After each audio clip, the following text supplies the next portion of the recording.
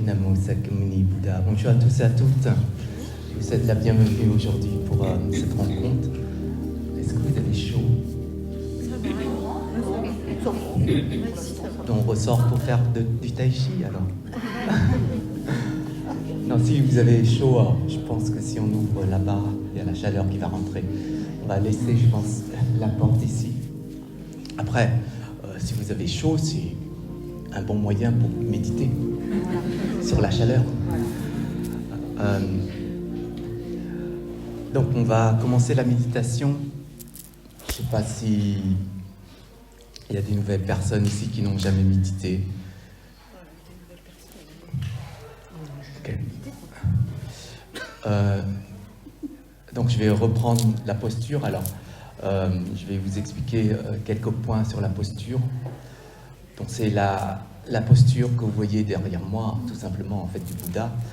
Mais on va simplifier un petit peu, surtout quand on commence à méditer, d'avoir une posture qui soit déjà adaptée d'une part, mais qui ne fait pas trop mal. Quand on médite, il y a peut-être des choses qui vont se révéler au niveau de notre corps. Donc on ne va pas trop forcer non plus, parce que ce n'est pas l'objectif de la pratique méditative. Donc déjà, dans un premier temps, essayez d'avoir la colonne vertébrale droite, naturellement droite. Pas de force, pas forcer la colonne vertébrale, juste naturellement. Le cou, la tête dans le même prolongement, les yeux mi-clos si possible. Si vous êtes trop perturbé parce que vous avez les yeux ouverts, eh bien fermez les yeux, puis quand vous voyez que vous n'êtes pas perturbé, vous allez ouvrir les yeux. Donc en fait, ces changements au niveau de la configuration de vos yeux, pour voir simplement quelles sensations vous avez, agréables, désagréables, et voir si, quand vous changez des habitudes de votre pratique, qu'est-ce qui se passe. Mais dans le bouddhisme, nous pratiquons la méditation avec les yeux mi-clos pour garder toutes les consciences ouvertes, que ce soit visuelle, auditive, olfactive, gustative, tactile. Et grâce à la conscience mentale, eh bien, on va pouvoir observer à travers ces consciences les éléments de ces consciences, que ce soit un mouvement, un son, une odeur, un goût, un toucher, sans réagir, sans poser d'étiquette dessus, juste observer un phénomène qui arrive.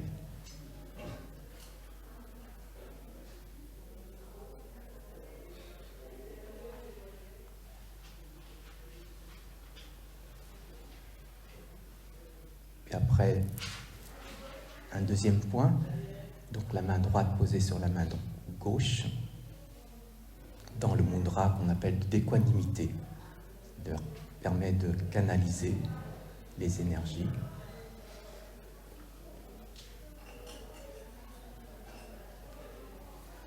Avec la posture des pouces qui se touchent à peine, sans pression.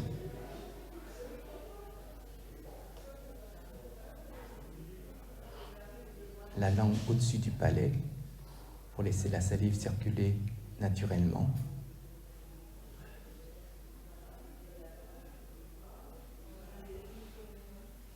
Adopter une respiration naturelle.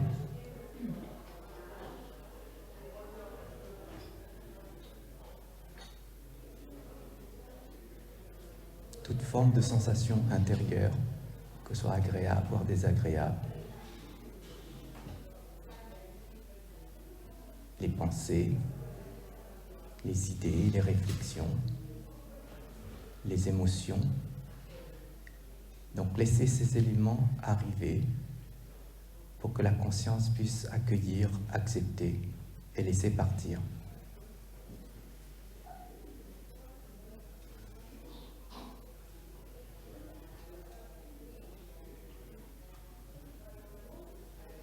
Donc on va rester dans cette posture un instant.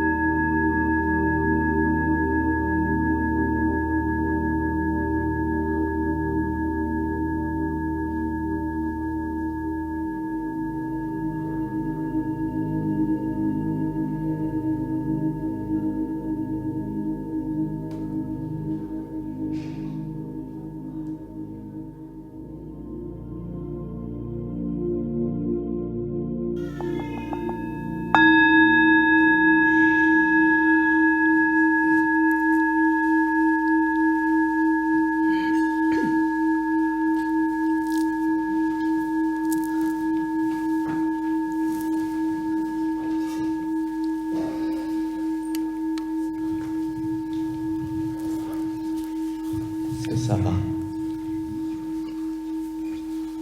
Des difficultés pendant la pratique? Est-ce que vous avez des questions?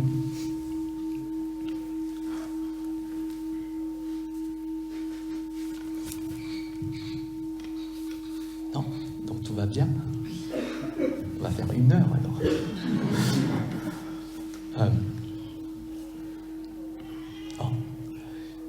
La question qu'on pourrait se poser lorsqu'on nous méditons, c'est qu'est-ce qui peut arriver dans notre pratique? Lorsque vous rentrez en méditation, qu'est-ce qui se passe? Qu'est-ce qui pourrait se passer? Qu'est-ce qui s'est passé dans votre pratique? Pendant rien d'intéressant. Donc pratiquer, c'est pas intéressant. Si on dit qu'il n'y a rien d'intéressant. Si on dit que pratiquer, c'est intéressant, qu'est-ce qui est intéressant?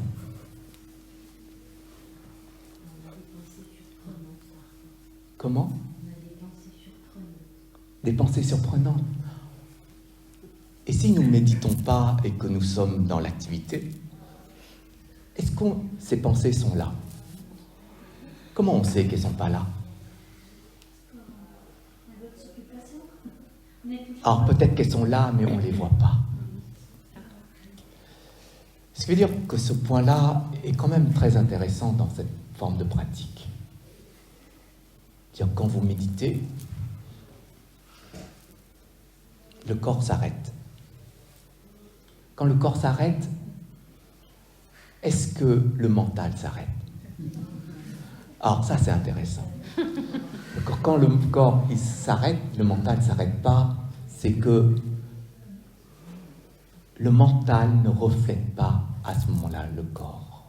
Ou le corps ne reflète pas le mental. Je ne sais pas dans quel sens il faut y aller, mais en tout cas, des fois, on prend l'extérieur pour l'intérieur. Et des fois, on prend l'intérieur pour l'extérieur. Mais dans ce cas précis, c'est complètement en désaccord. L'extérieur, qui est le corps, il ne suit pas le mental. Le mental, quand il est agité, si le corps suivait le corps devrait être agité. Ou bien l'inverse. Si le corps s'arrête, si on dit que je pars en voyage, c'est extérieur, je suis bien intérieurement, on voit bien que l'extérieur entraîne l'intérieur. Mais pourquoi, dans ce cas, c'est pas possible? C'est quand même bizarre. Hein? Mais il y a quelque chose qui est important, et qui est important dans notre pratique. C'est que même si le mental est agité, est-ce que notre état est agité? Non. Ça veut dire que le corps n'est pas agité, le mental est agité et notre état n'est pas agité. On devrait se poser une question par rapport à tout ça.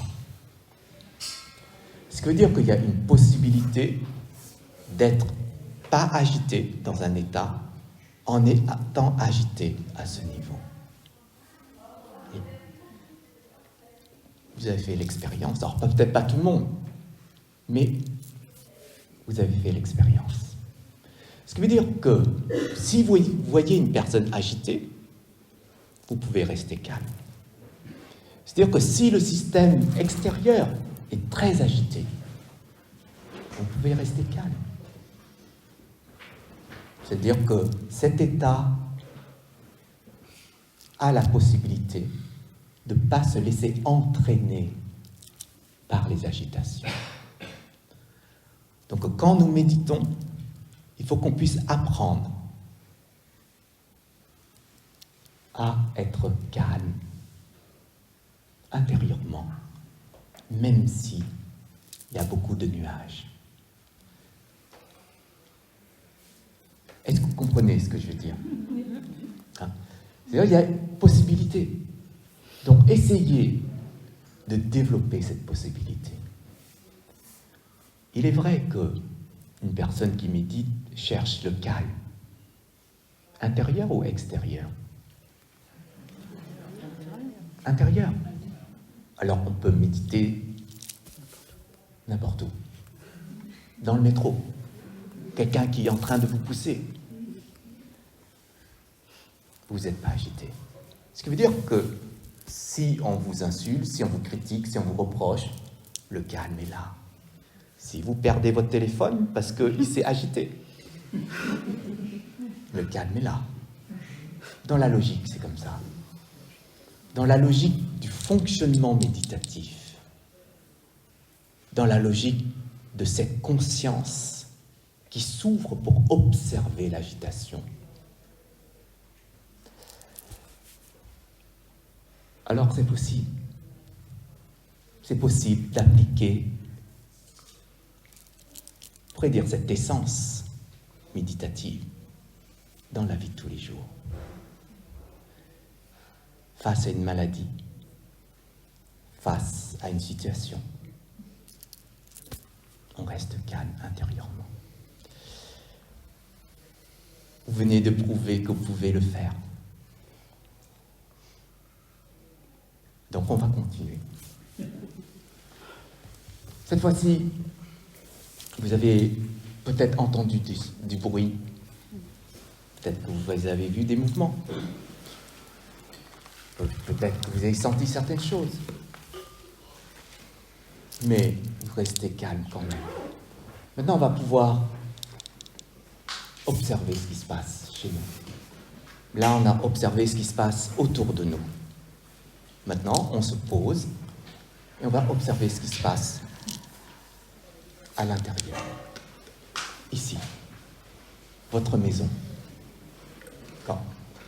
On va reprendre la posture que je vous ai expliquée tout à l'heure. D'accord ?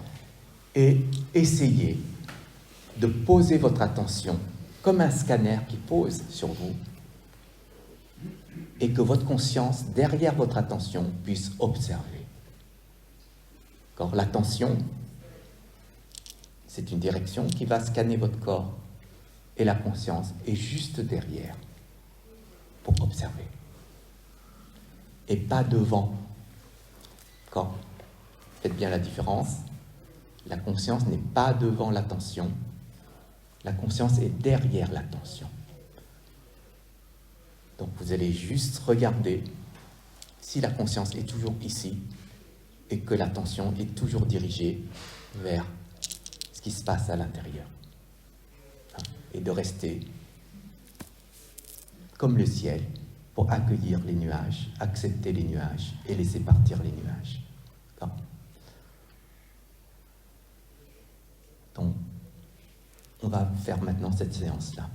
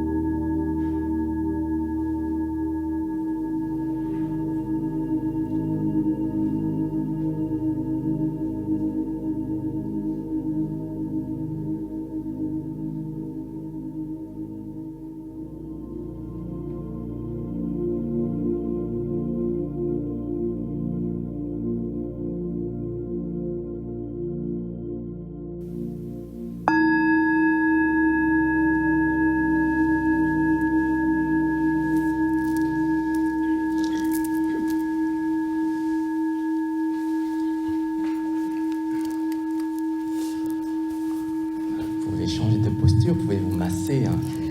C'est pas interdit si vous avez des douleurs qui arrivent, c'est pas interdit de changer de posture. On n'est pas là pour résister dans une douleur. C'est important aussi d'écouter notre corps, d'écouter aussi ce qui se passe dans notre corps, donc c'est important. C'est pour ça que quand nous revenons chez nous, c'est là où on voit ce qui se passe. C'est là aussi où on va se dire il y a des choses utiles qu'on va peut-être garder pour l'instant, des choses qui ne sont pas utiles, qu'il faudra lâcher, qu'il faudra abandonner. Donc ça, c'est notre travail, en fin de compte. Hein, quand vous rentrez chez vous, c'est comme ça qu'il faudrait voir les choses et travailler sur le lâcher-prise, sur ces éléments-là.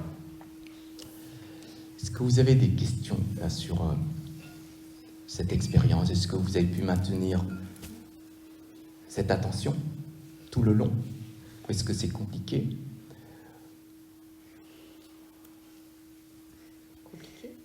Compliqué. Est-ce que c'est normal que ce soit compliqué? Oui. Donc c'est normal, donc c'est logique. Quand c'est logique, on lâche plus facilement. Et donc il n'y a pas besoin à chercher à éviter. Quand nous méditons, c'est pas pour éviter ce qui est compliqué. Juste dire, or, si c'est compliqué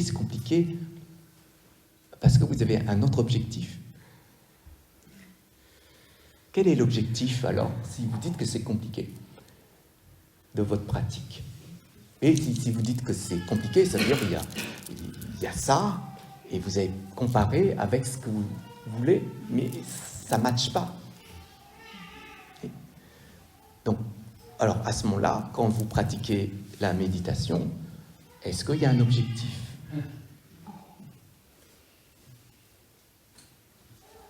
S'il n'y a pas d'objectif, il n'y a pas de complication. Il n'y a rien qui est compliqué s'il n'y a pas d'objectif. Mais s'il y a un objectif et qu'on n'arrive pas à atteindre l'objectif dans notre pratique, on dira c'est difficile. Donc, quel est votre objectif? Posez-vous la question, quel est votre objectif quand vous pratiquez la méditation? Est-ce qu'il y a des personnes qui ont des objectifs quand elles pratiquent la méditation? Personne n'a des objectifs? Chercher l'apaisement. Il n'y a pas vraiment un objectif, il y a un constat. Un constat. Est-ce qu'un constat peut être un objectif? C'est-à-dire, je veux observer. Et j'arrive pas à observer. Parce qu'il y a trop de distractions, parce que ceci, parce que cela. Donc ça veut dire que vous avez un objectif.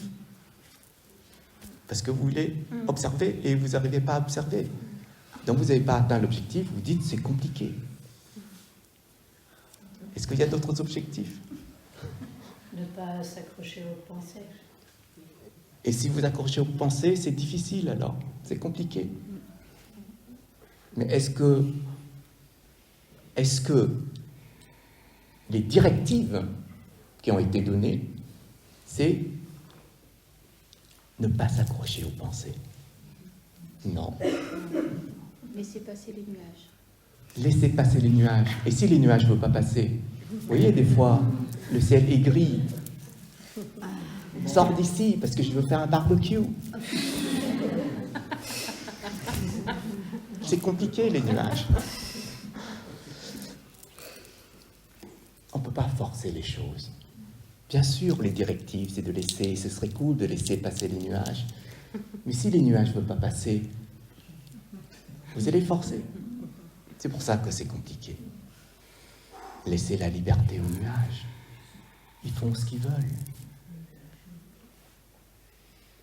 Ce n'est pas vos nuages, mais vous considérez que c'est vos nuages, donc vous n'arrivez pas à les contrôler, donc c'est compliqué.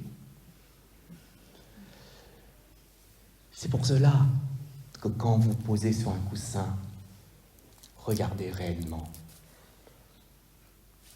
Accordez simplement la vraie nature de la méditation. Dans la vraie nature de la méditation, il n'y a pas de schéma dessus. Quand il n'y a pas de schéma, il n'y a pas d'objectif, parce qu'un objectif est un schéma. Est-ce que vous voyez cette subtilité de la pratique? Donc, si vous accordez, c'est-à-dire que vous dites c'est compliqué, je suis d'accord. Vous accordez. Vous dites que c'est OK. Si vous accordez, il n'y a plus de barrière.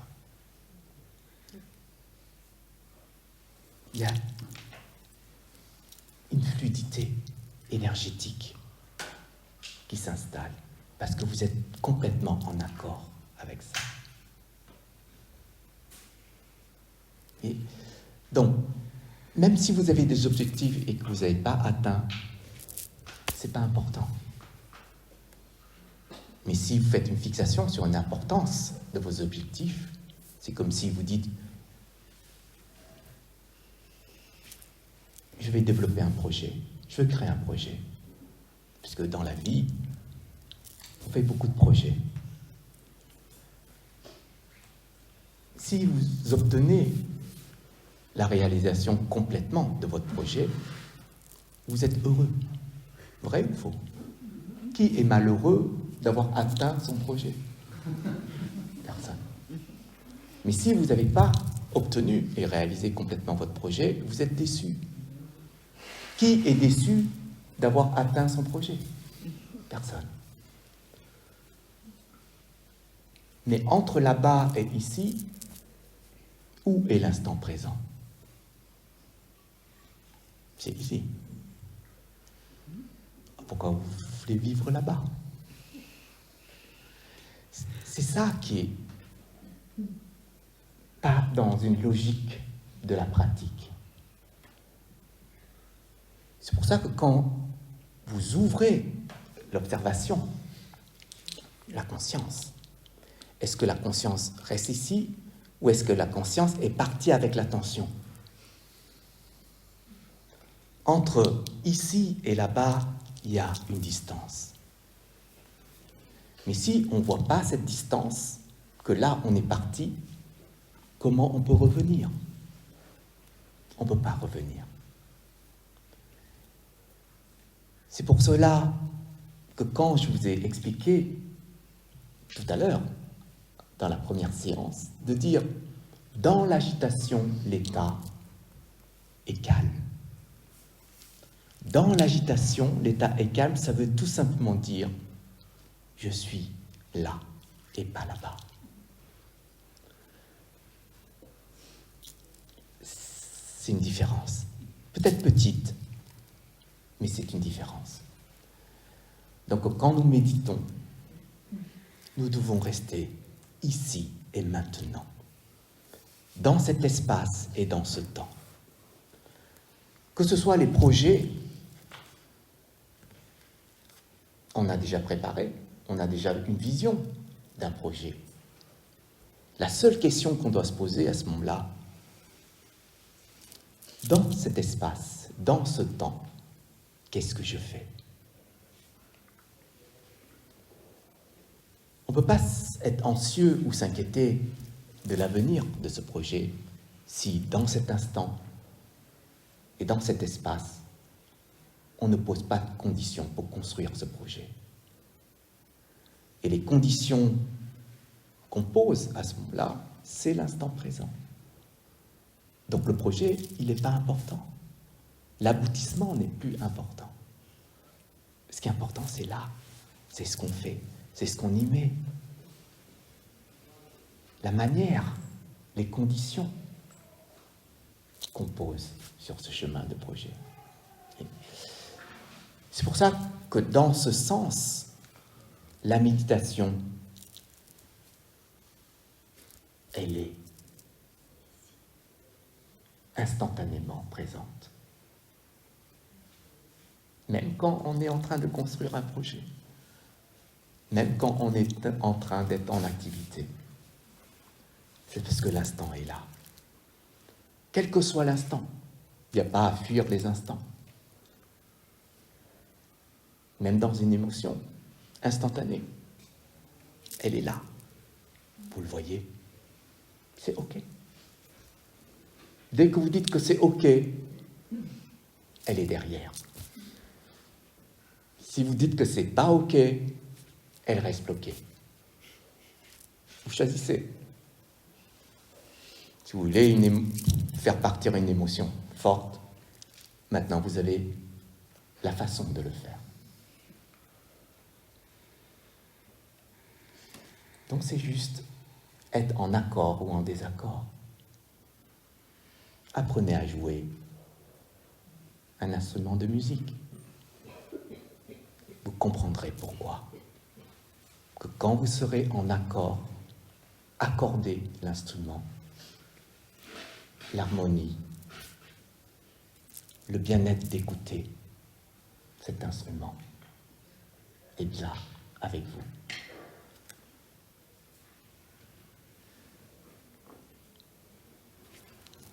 Ça va? Super.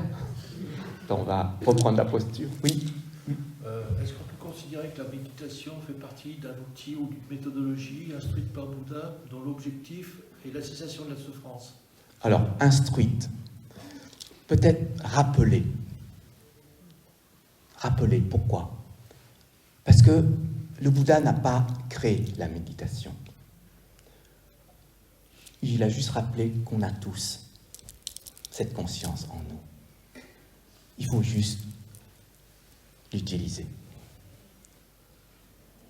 Ah. Donc c'est dans ce sens-là qu'on parle d'une nature. La conscience, elle est toujours là. Donc ça veut dire que vous êtes toujours dans l'état méditatif. Si la conscience est toujours là. Donc si vous êtes toujours dans cette conscience, vous êtes toujours en méditation, quelle que soit votre posture. C'est pour ça qu'on ne peut pas dire « je médite à cette heure-là, à cet endroit-là ». Ça veut dire que vous êtes en train de construire votre méditation.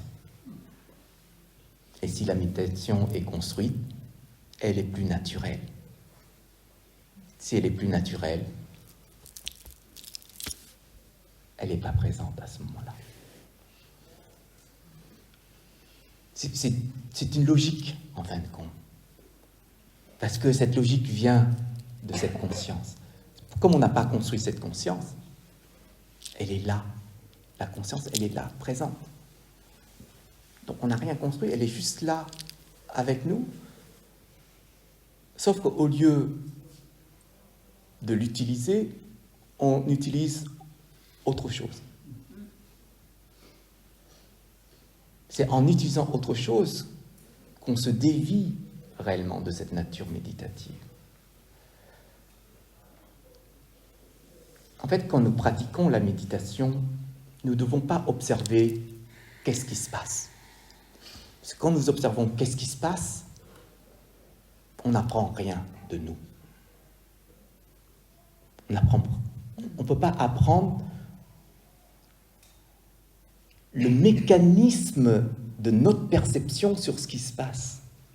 On ne peut pas apprendre ça. Si on voit un oiseau, on ne peut pas voir comment je vois l'oiseau. Et c'est ça, en fin de compte, qui nous piège. C'est quand nous méditons, on est toujours là en train de dire « il faut que je médite sur telle chose ». Mais quand vous posez l'attention dessus, vous ne pouvez pas voir comment vous avez posé. Vous ne pouvez pas voir comment cet aiguillage, en fait, cette direction, ce pointage de l'attention s'est manifesté. C'est pour ça que quand on commence à pratiquer, il faut déjà comprendre les différents niveaux de la conscience pour que cette conscience puisse voir correctement comment fonctionnent les choses. Tout à l'heure, j'ai dit à une personne, un train en mouvement, vous êtes sur le train. Est-ce que vous voyez le train bouger? Vous êtes dans le train. Quand vous regardez le sol du train, quand vous êtes dans le train, est-ce que vous voyez le sol bouger? Et pourtant, il bouge. Ce qui nous manque, c'est de dire, je vais sortir du train et j'observe. Et la pratique, c'est, je vais sortir et j'observe. J'observe pas l'intérieur du train, mais j'observe comment il roule sur les rails, comment il fonctionne sur les rails. Et c'est ça qui est intéressant dans notre pratique. C'est comme si vous avez... Vous voyez, aujourd'hui, on voit sur les réseaux les personnes qui ont un genre de perche avec la caméra embarquée, qui se filment en faisant du surf, ou je ne sais pas, parachute, etc., qui se filment. C'est une conscience. Juste pour les likes, vous voyez? C'est une conscience pour les likes. Mais Si on veut apprendre réellement de nous, on doit s'observer. C'est comme si on pointe une caméra de conscience à l'extérieur qui filme comment on est, nous, en train d'agir, en train de penser, en train de parler, en train de courir, en train de faire plein de choses. C'est comme ça, méditer. On doit regarder comment nous fonctionnons. C'est ça, méditer. De l'intérieur, pourquoi? Parce que c'est utile de tourner la caméra à l'intérieur. Et grâce à cette caméra, vous pouvez voir s'il y a des voleurs qui rentrent chez vous. Et en fait, c'est vous le voleur. En fait, avec cette caméra. Et c'est ça qui va être utile pour qu'on puisse prendre conscience que là, j'ai fait quelque chose de pas top. Vous voyez, quand vous parlez, si on vous enregistrait quand vous parlez, hein, vous sortez et vous enregistrez ce que vous dites, et vous réécoutez ce que vous avez dit à cette personne.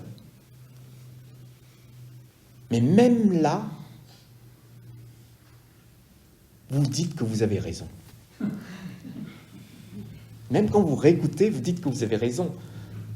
Au lieu de dire, là, ce que j'ai dit, ça a un impact sur la personne, sur son bien-être, sur son état intérieur. Vous voyez, même en utilisant des outils pour qu'on puisse revenir ici, des fois, c'est compliqué de le faire. C'est pour ça, la méditation, il n'y a pas besoin de caméra, embarquer quoi que ce soit. On se pose, on revient chez nous. Pourquoi? Parce que dans cette posture méditative, il n'y a personne qui vient pour toquer à notre porte et nous perturber. Si nous sommes perturbés, c'est de l'intérieur. Et un son, est-ce que là-bas vous entendez fort le son? Vous êtes à côté. Si vous êtes sensible au son et que vous dites, moi je veux de la tranquillité, et que vous êtes en train de méditer, et que ça parle sans arrêt, la faute est de qui? Du son, de la personne qui fait le son, ou de vous qui écoute le son? Les tendances font que c'est la personne. C'est même pas le son, c'est la personne. Vous dites, vous êtes perturbé par le son et vous accusez la personne. C'est fou, ça. Si vous dites, si vous êtes perturbé par le son, la première chose à dire, c'est à cause du son. Allez discuter avec le son. Pourquoi vous allez discuter avec la personne? C'est ça qui n'est pas logique dans notre manière de fonctionner. Mais c'est en se posant. En fait, quand vous posez, c'est comme si vous donnez l'opportunité de vous tester. Simplement. Tester dans le sens, est-ce que je peux supporter ma posture, l'entourage? Est-ce que j'arrive à supporter ça? Ou la méditation, en fin de compte, le temps qui passe avec cette pratique qui est vraiment lassant, il n'y a rien à faire. On ne fait rien, c'est lassant. Vous aimez méditer? Vous préférez mieux aller courir, regarder le match de foot, là? C'est plus intéressant. Et ne dites pas, j'ai médité devant le match de foot. Ça, c'est une valeur qu'il faut arriver, en fait, à identifier chez nous. C'est comme ça qu'on grandit dans la pratique. C'est comme ça qu'on arrive à mieux cerner comment nous fonctionnons. Et c'est aussi comme ça qu'on peut aussi dire, il faut que j'arrête mes bêtises. Il faut que je sois plus attentif à ce que je dis, à ce que je fais. Et c'est en se disant, et le Bouddha, il disait, il faut se le dire, il n'y a que nous qui pouvons changer notre maison intérieure, redécorer d'une façon adaptée à notre bien-être.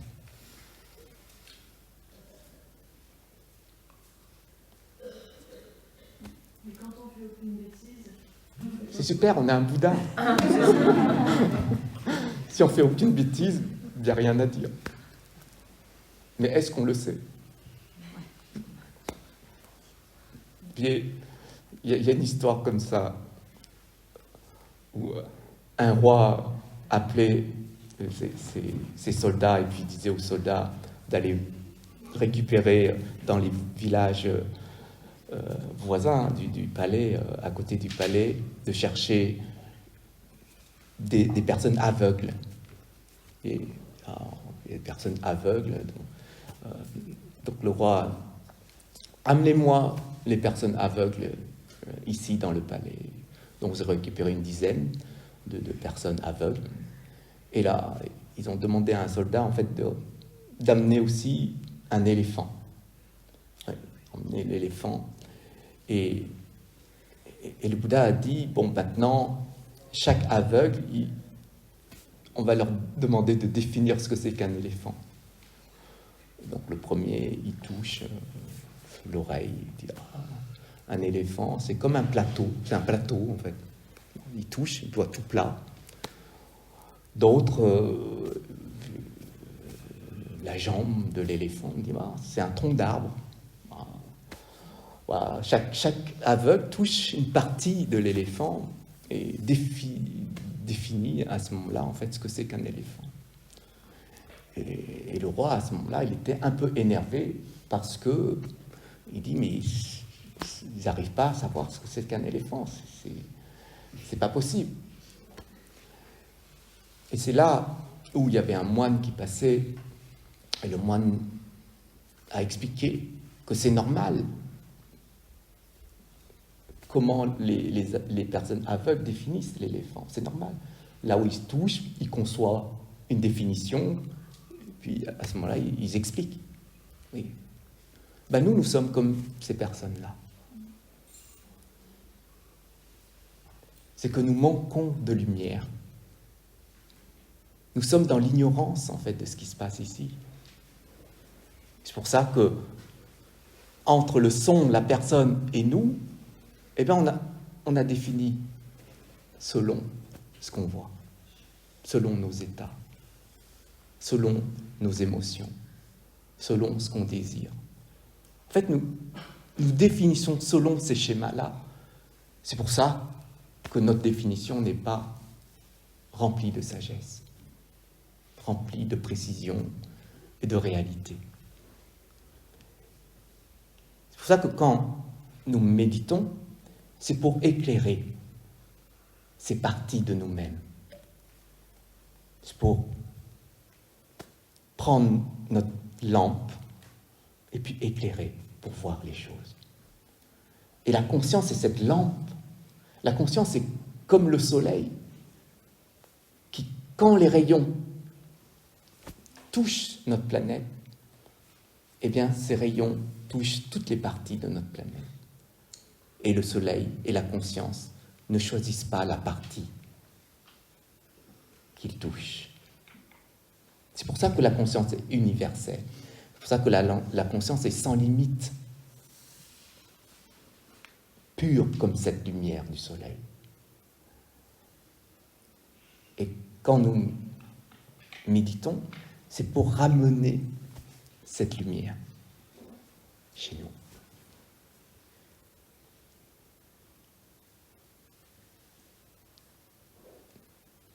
Donc, il faut s'entraîner. Il faut s'entraîner.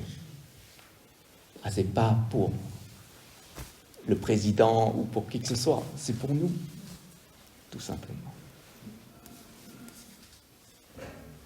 Et on a cette capacité, cette possibilité de le faire. On l'a ici. On n'a besoin de rien. Juste s'entraîner.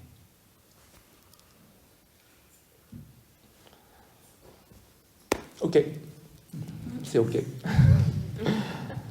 que vous avez des questions autres? Non, ça va? Pourquoi on est obligé de se mettre comme ça et est-ce qu'on ne peut pas le faire allonger, ça serait plus... Peut-être que je vais demander au Bouddha. Oui, non, Ah, voilà. en fait, il y a veux dire, c'est pareil, quand vous allez faire du sprint, pourquoi on ne dormirait pas en sprintant? Il y a des randolis, par exemple. Faire de la rando en étant dormi. Il y a des postures. Nous vivons dans un monde de postures. Et on voit de positions même. Et donc, si les postures ne sont pas importantes par rapport à une activité ou autre, on peut faire ce qu'on veut. D'accord ? Mais on a un cœur. Vrai ou faux ? Ok. Ce cœur-là, il est, je pense, pour les personnes qui veulent vivre, important. Il est important. Il est tellement important qu'on l'oublie. Vrai ou faux ? Très bien.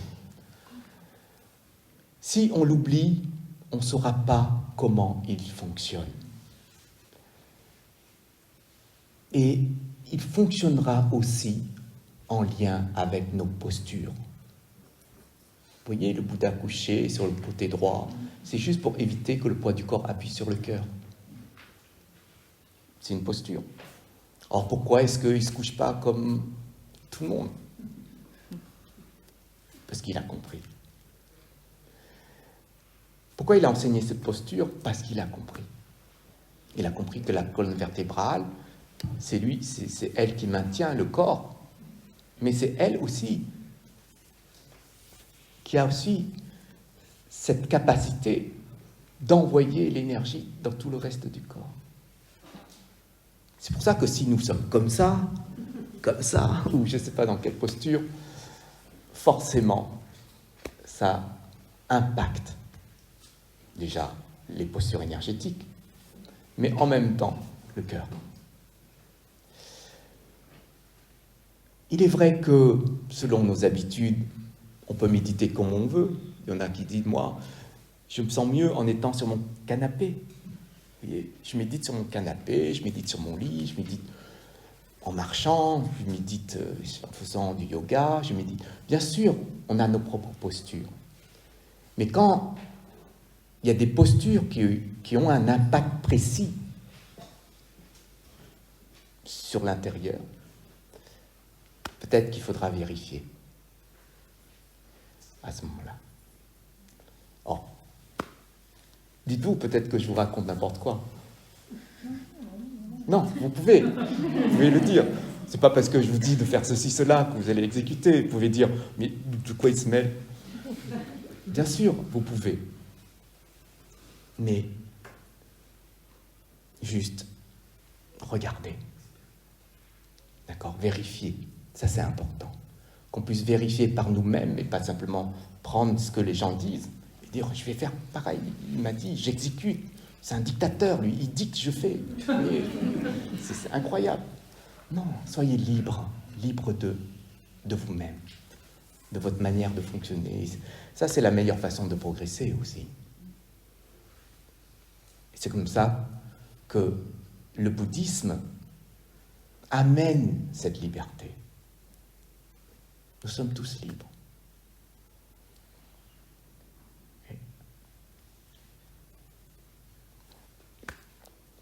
Changer nos habitudes, c'est compliqué. Et ça,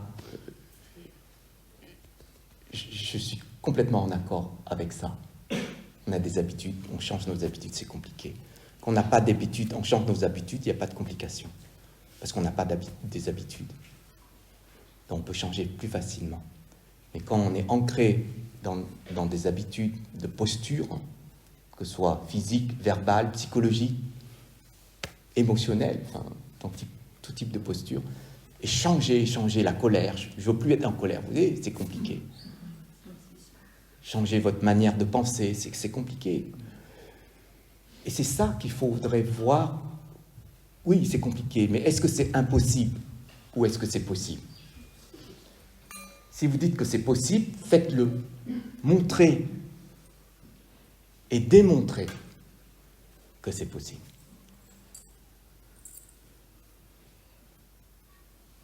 Et vous menez la barque que par vous-même.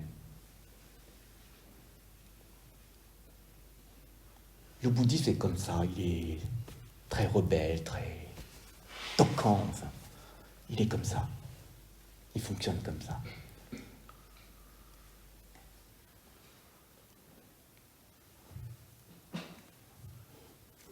Autre chose?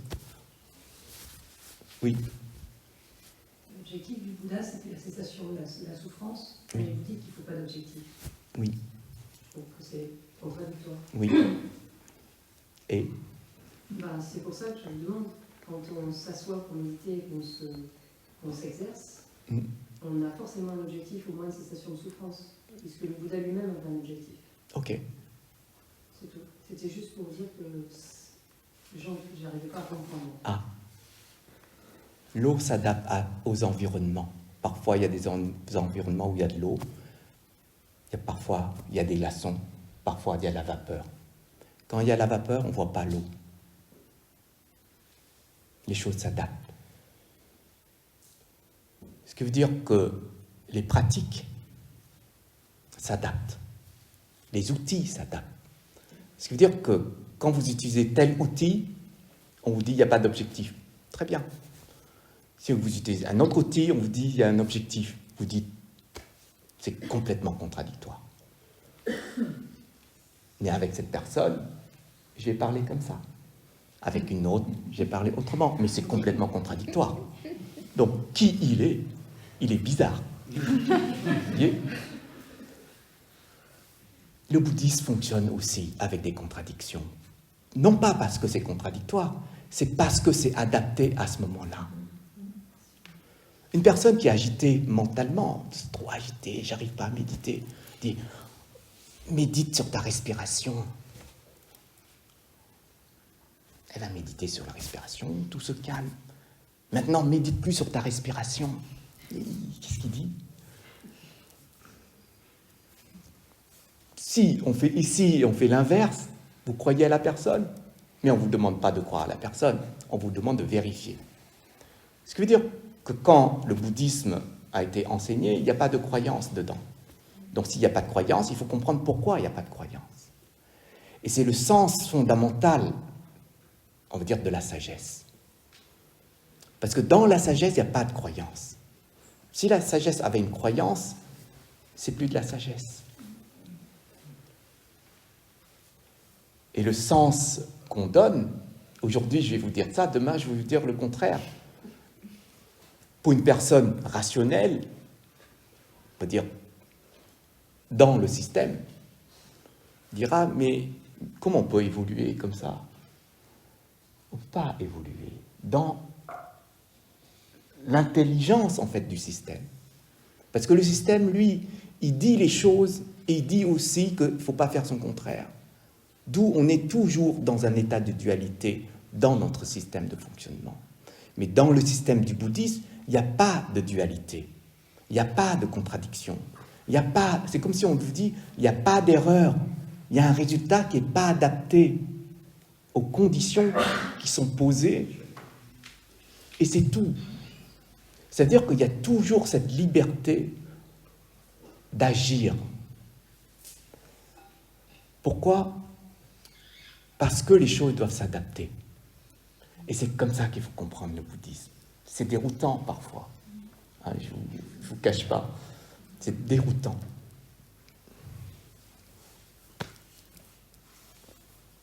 Mais ça marche.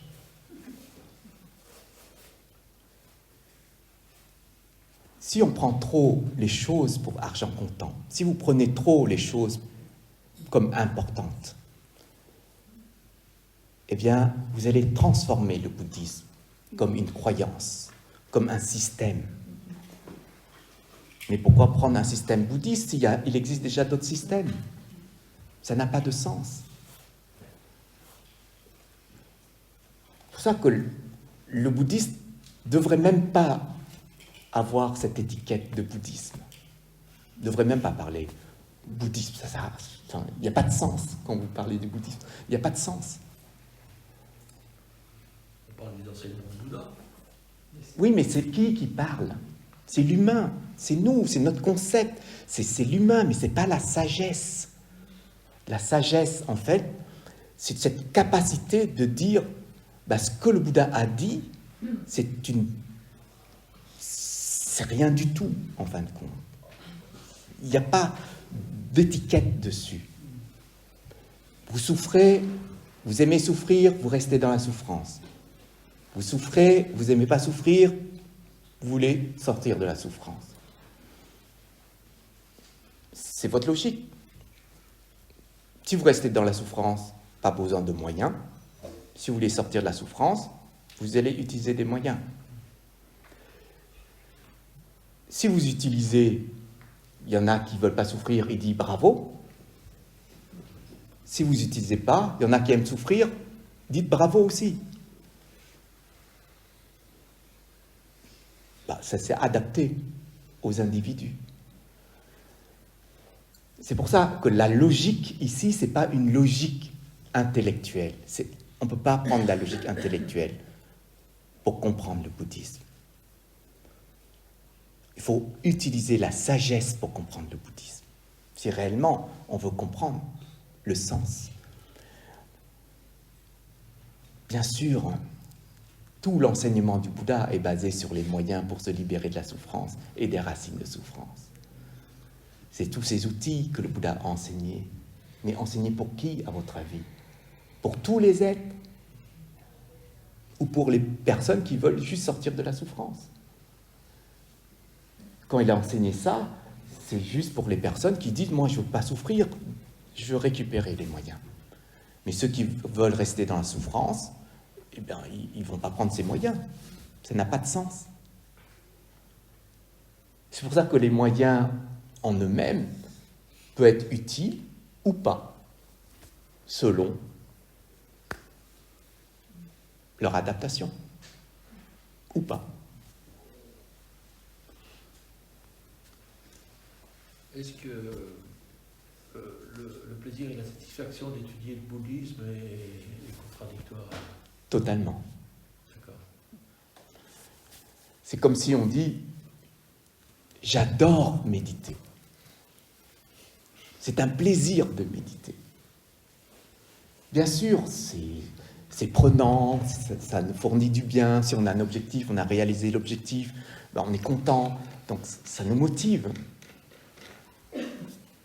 Mais même ça, il faut le démonter. Donc, vous allez dire, ouais, mais moi, je veux pas démonter quelque chose où je vois que c'est agréable pour moi. Les sensations agréables, c'est ce qu'on aime. Désagréable, c'est ce qu'on repousse. Donc, si vous voyez que méditer pendant 3 heures, c'est désagréable, et que méditer pendant 10 minutes, c'est agréable, vous allez choisir quoi? 10 minutes ou 3 heures? Voilà, la question, elle se pose à ce niveau. Au lieu de se dire, je médite 10 minutes, je suis bien. Mais si demain je médite 10 minutes et que je ne suis pas bien, je réduis mon temps? Ou est-ce que je me dis que demain je médite 10 minutes, je ne suis pas bien, j'observe sur mon mal-être. Donc je continue à méditer. Et il y a cette conscience-là qui doit changer de niveau, en fin de compte. Et c'est cette attention qui doit changer de direction. C'est pour ça qu'en fin de compte, tout devient méditation. Tout. Et je ne sais pas si en parlant comme ça, on peut qualifier de bouddhisme. J'en sais rien. Vous souffrez, vous devez sortir de la souffrance, on vous dit bah, c'est du bouddhisme. Je ne sais pas. Moi, j'ai rencontré des patients dans les hôpitaux, ils souffrent. Vous dites, vous voulez quoi? Moi, je ne veux plus être malade parce que je souffre trop. Eh bien, c'est du bouddhisme. Vous êtes un bouddhiste. Vous voyez? On ne peut pas, réellement, on ne peut pas définir. On ne peut pas l'utiliser de cette façon. Parce si on l'utilise de cette façon, à un moment donné, on va être perdu dans ces concepts. Et on ne va pas pouvoir comprendre à des niveaux de subtilité du bouddhisme. C'est comme si, la dernière fois, je vous ai enseigné sur la patience, dans les 6 paramitas. Je vous ai dit simplement, plus on œuvre pour les autres pleinement, plus la patience est présente. Plus vous œuvrez pour vous, plus il y aura l'impatience. Vous voyez, testez si vous n'avez pas encore reconnu ça. Quand vous faites les choses pour les autres, vous apprenez à remettre en place, c'est pas à développer, à remettre en place une nature de patience. Hein, quand vous avez des enfants en bas âge, vous êtes complètement dans la patience. Ah, quelle patience! Oh, je supporte même de me réveiller à 2 heures du matin.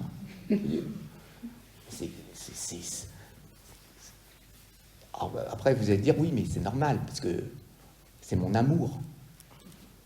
C'est-à-dire que l'amour développe cette nature, arrive à refaire surgir cette nature, grâce à l'amour. Mais un amour qui est authentique. Parce qu'un amour non authentique, c'est un amour égoïste. Et bien là, on perd patience très rapidement. Hein, vous aimez une personne, cette personne a 3 heures de retard. Je ne sais pas pourquoi c'est toujours là. Je ne dis rien, je ne fais rien. Mais on voit que vous perdez la patience. Oui. Donc c'est pour ça que quand vous voulez reprendre la patience, il faut que les qualités soient présentes. Qualités d'amour, de bienveillance, de compassion, de respect, de tolérance, de patience. Ces qualités soient présentes.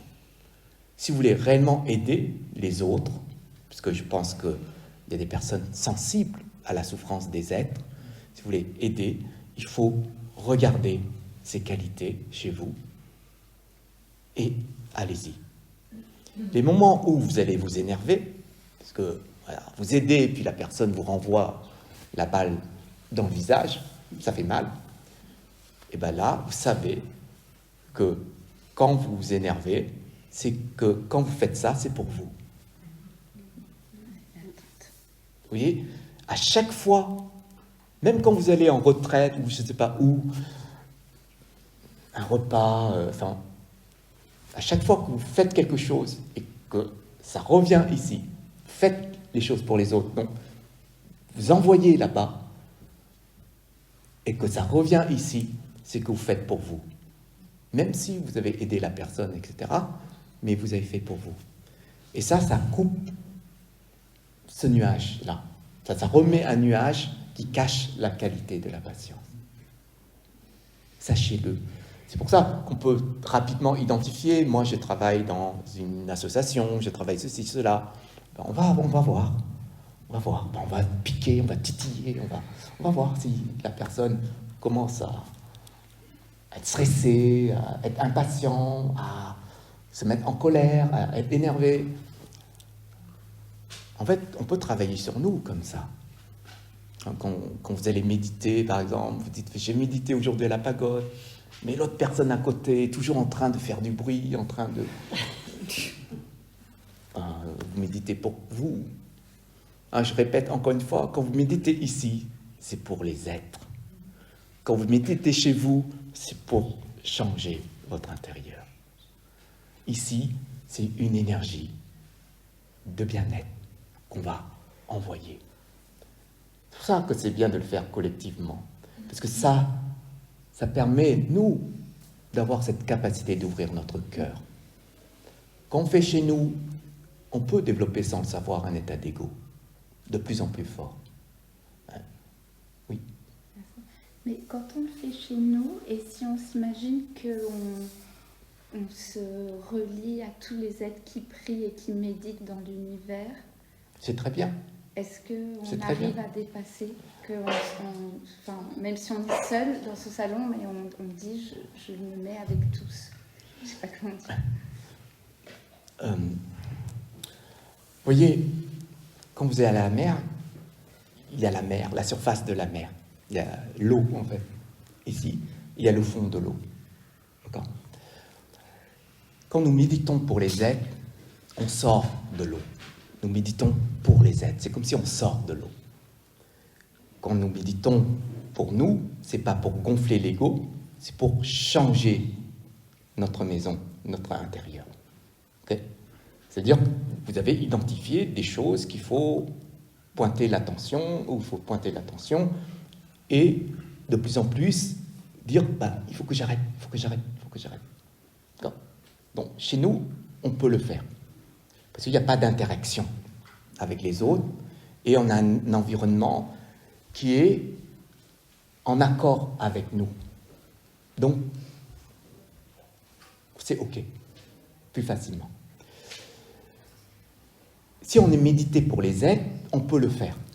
Il n'y a pas de souci. Je médite, je visualise, je développe la compassion, etc., la souffrance, je prends, etc. On peut le faire.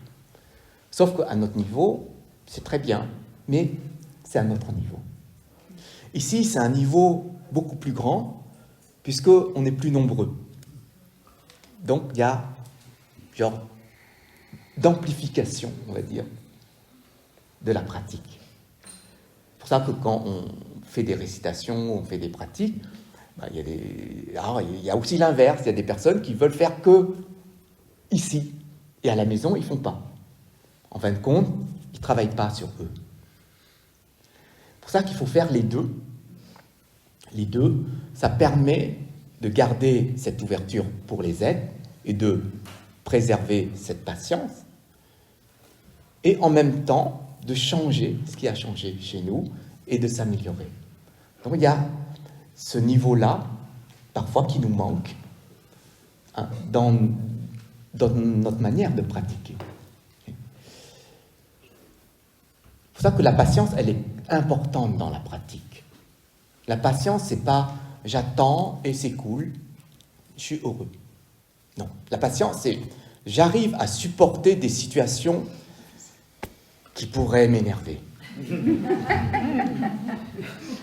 D'accord ? Alors, supporter ici, c'est être heureux de recevoir ces situations. C'est ça, supporter. C'est pas « je supporte » et puis ça bouillonne à l'intérieur. C'est pas pareil. La patience, c'est une qualité, non pas pour préserver l'agitation. La patience, c'est une qualité qui nous maintient à un état de sérénité. Sur une situation où on sait qu'on n'arrive pas à supporter. C'est très fort. Très, très fort. Et là, je parle que de l'extérieur. Parce que quand on parle de patience, que j'avais expliqué la semaine dernière, il y a tous les niveaux à l'intérieur. Il y a la patience extérieure et il y a la patience intérieure. D'autres questions? Ou je peux continuer? Ok. Alors, je vous ai dit que cette fois-ci, on va parler de la persévérance. Patience, persévérance, c'est un couple. C'est un couple qui est quand même important pour nous tous. Alors, le terme persévérance, si on traduit du sanskrit, veut dire filtre et continuité, si on le traduit. Un filtre et continuité. Alors, je vais vous expliquer le sens de ce terme filtre, en prenant un exemple très, très concret. Alors, on voit on appelle ça des offshore, ceux qui prennent le pétrole, là, sous les couches de la mer, les couches terrestres sous la mer. Quand on prend ce pétrole-là, est-ce qu'on peut mettre directement dans la voiture? Non, on ne peut pas. Ça ne va pas forcément fonctionner correctement. Qu'est-ce qu'on doit faire? On doit faire un peu de ménage, on va dire comme ça. On fait du ménage. Parfois on met un peu de produit, parfois on enlève certaines choses, etc. Pour que ça soit utilisable et entre guillemets pur. En fait, ce filtre, c'est le filtre qu'on doit se donner ici. Nous, on est pur. Vous êtes pur? Tout le monde est pur, là. Oui, on va dire comme ça, oui. Le Bouddha, il a bien dit, vous avez la nature de l'éveil, la nature de Bouddha. Moi, voilà, j'ai pu faire quelque chose. Vous, il faudrait faire quelque chose aussi. Voilà. En fait, on a cette nature pure en nous, sauf que chez nous, on a mis beaucoup de choses. À la maison, vous voyez, comme les personnes qui remplissent sans arrêt leurs espaces chez eux, je ne sais plus, c'est une maladie où on met plein de choses, etc. En fait, nous, on est comme ça. On garde tout. On est tous des conservateurs, en quelque sorte. J'aime pas cette personne, je garde en moi. La situation qui vient de se passer, je garde en moi. En fait, je garde plein de choses, en fin de compte. Je ne fais même pas de tri. Vous voyez ? Aujourd'hui, on a des poubelles de toutes les couleurs, mais ça n'existe pas chez nous, intérieurement. Il faudrait peut-être mettre poubelle, voilà, puis vider, lâcher prise à un moment donné. Donc la persévérance commence par cet état-là. Je ne parle pas de persévérance pour l'instant du bodhisattva. Je parle de manière générale. D'accord ? C'est ce filtre qu'on doit faire chez nous intérieurement. Dire, on sait que je ne suis pas quelqu'un de bien. Voilà. Je dis des bêtises, je prends toujours le doigt sur la personne.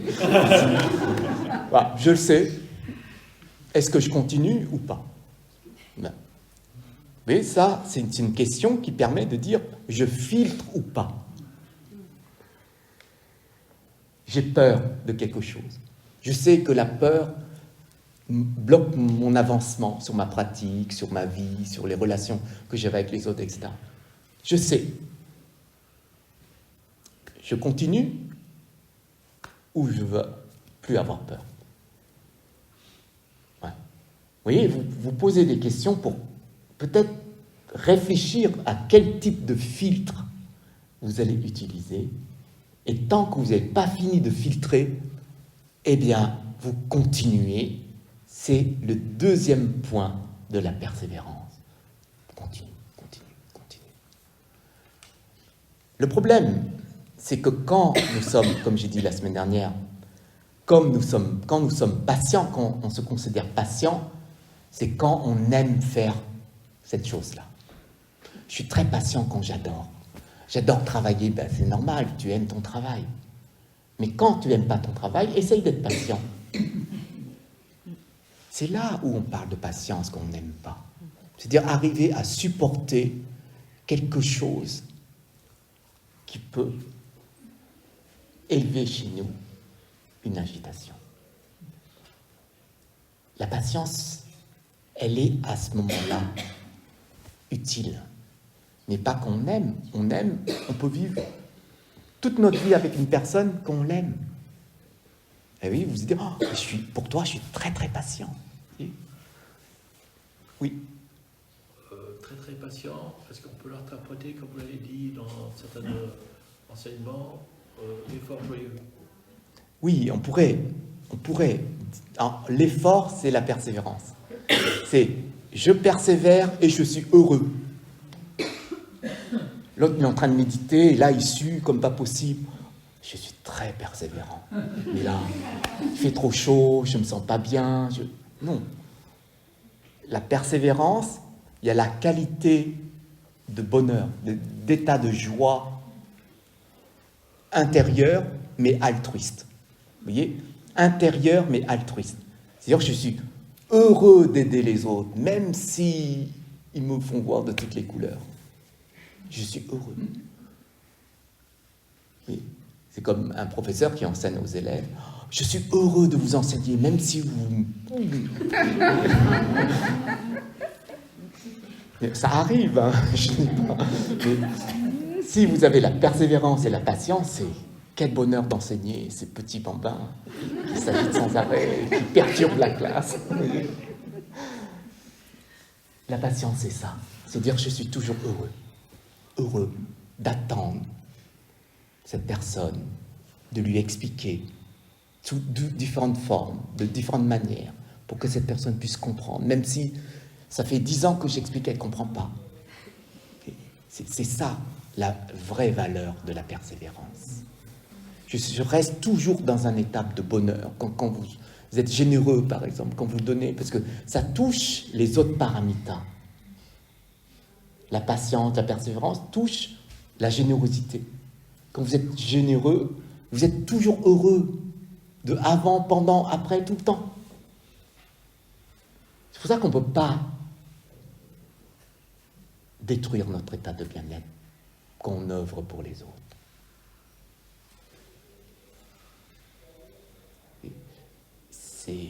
C'est important de comprendre ça, qu'il y a toujours cette goutte de bonheur à travers nos actions. Et la persévérance se construit, cette qualité. La persévérance, c'est une graine, c'est une cause. Et le résultat, c'est cette continuité d'action qui amène au résultat. C'est pour ça qu'on découpe cette persévérance altruiste en 5 étapes. Et je ne parle pas d'être persévérant dans le monde. Dans le monde, ce n'est pas de la persévérance. Nous, on le définit comme de la persévérance. D'accord ? Si je fais des efforts, je galère, mais je fais quand même des efforts. Vous voyez ? Ce n'est pas de la persévérance. Simplement, je veux ça, c'est un désir. Et donc, je veux cueillir le fruit de mon désir. Voilà. Et je fais tout pour. Et donc, bien sûr qu'on fait des efforts, mais ce n'est pas cette qualité dans le monde qu'on vit. Hein, je pense que vous avez, traversé ces moments où vous faites beaucoup d'efforts, mais voilà, sachez que ces efforts-là ne touchent pas cette qualité de persévérance. Donc les 5 étapes, c'est tout d'abord, ça doit venir de l'intérieur.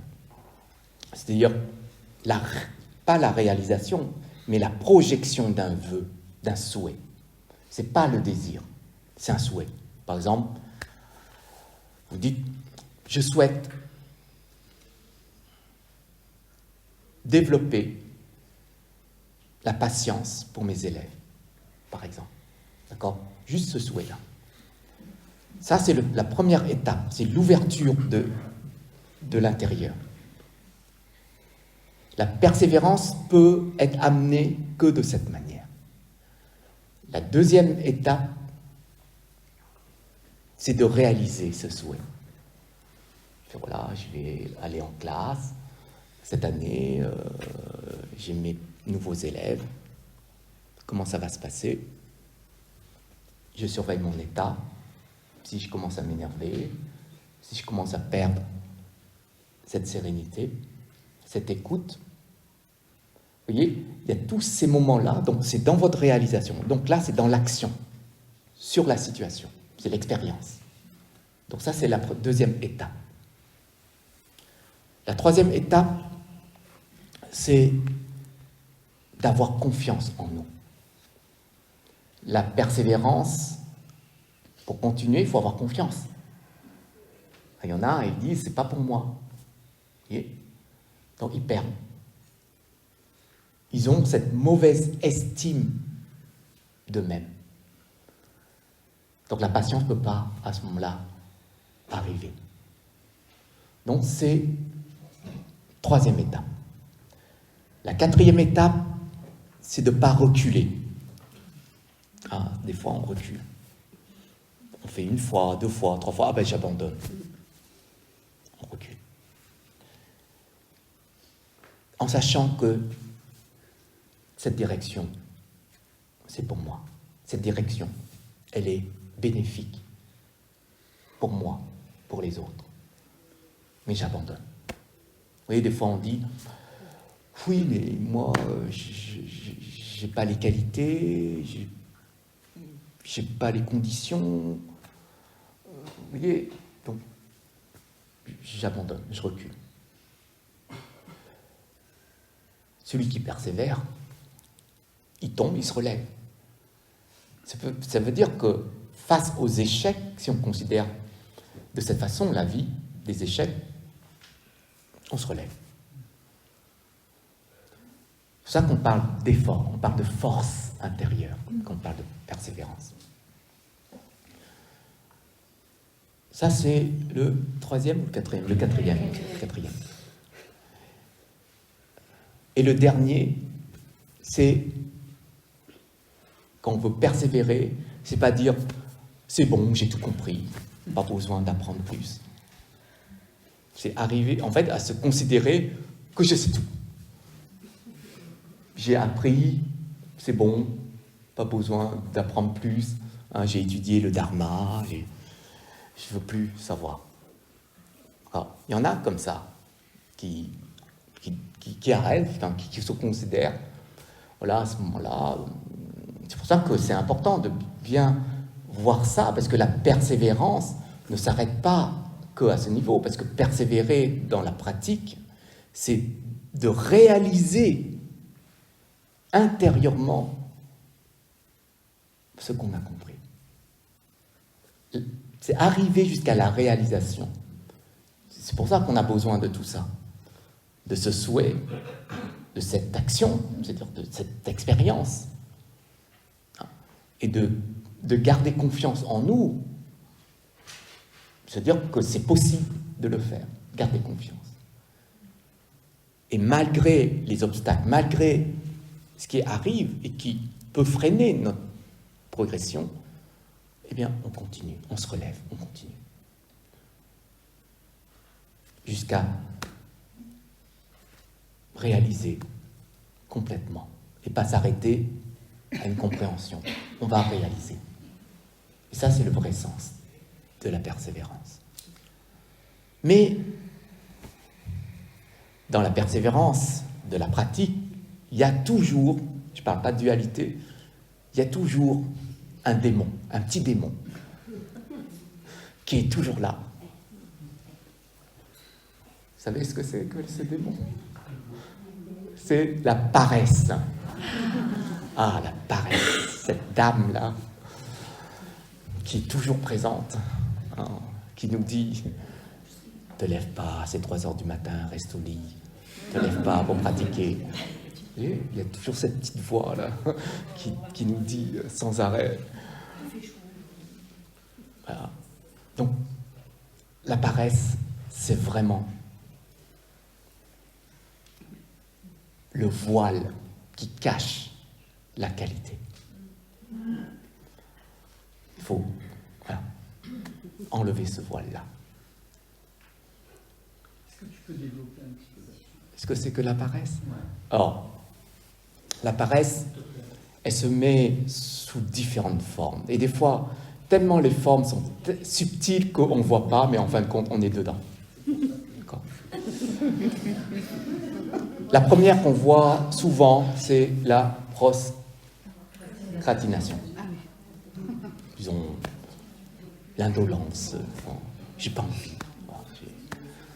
J'ai un truc à faire, bon, je repousse. Et ça, c'est une manière, des fois, nos habitudes de fonctionner. D'accord. Donc, on repousse. Ce qu'on doit faire aujourd'hui, on repousse. On repousse. Et puis après, on se stresse parce qu'on a repoussé trop près. Et après, on se stresse. Vous voyez, on est quand même responsable de notre stress.